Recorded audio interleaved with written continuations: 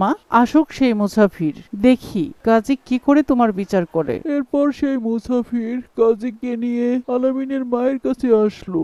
শোনো আলামিনের মা, এই লোকটি তো ঠিকই বলেছে, তুমি শর্ত ভঙ্গ করেছো। কথা ছিল তারা দুজনে আসলে তবেই তুমি পুটলি ফেরত দেবে, তাহলে ওই লোকটিকে তুমি কেন পুটলি দিয়ে দিলে? এখন এর জরিমানা তোমাকে দিতেই হবে। হ্যাঁ হ্যাঁ, ওই পুটলিতে আমার 20,000 দেরহামের সমপরিমাণ স্বর্ণমুদ্রা ছিল।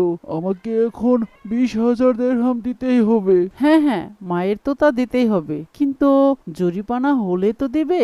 এই ছেলে, কি বলতে চাও তুমি?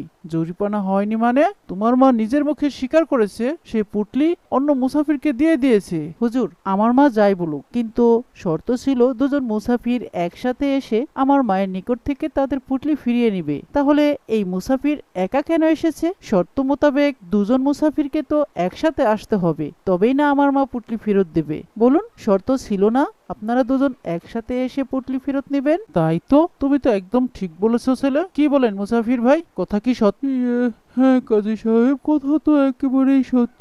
শর্ত ছিল দুজনে একসাথে আসবো, কিন্তু আমার সেই বন্ধু তো আমার সাথে প্রতারণা করে পালিয়ে গেছে। তাহলে যান, আগে আপনি আপনার সঙ্গীকে খুঁজে নিয়ে আসুন, তারপরে আমার মা আপনাদের পুটলি ফেরত দেবে। কিন্তু আমি তাকে এখন কোথায় খুঁজে পাবো?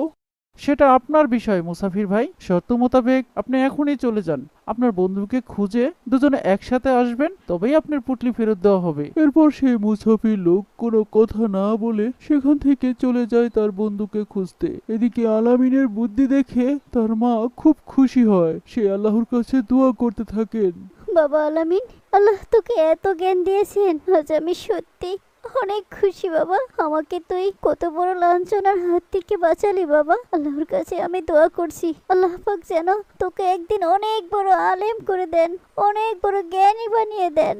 আমিন। আলামিনের প্রতি মায়ের এমন দোয়া দেখে আসমানের ফেরেশতারাও দোয়া করতে থাকে। আল্লাহ পাক মায়ের দোয়া কবুল করলেন। একদিন বড় হয়ে আলামিন সত্যি সত্যি অনেক বড় আলেম হলেন। দেখেছো মায়ের দোয়ার কত পাওয়ার। আর তুমি মায়ের সাথে এমন আচরণ করছো, মায়ের সাথে প্রতারণা করে, স্কুল ফাঁকি দিয়ে মায়ের মোবাইল চুরি করে এনে এখানে বসে গেমস খেলছো। তোমার মা যদি জানতে পারে তাহলে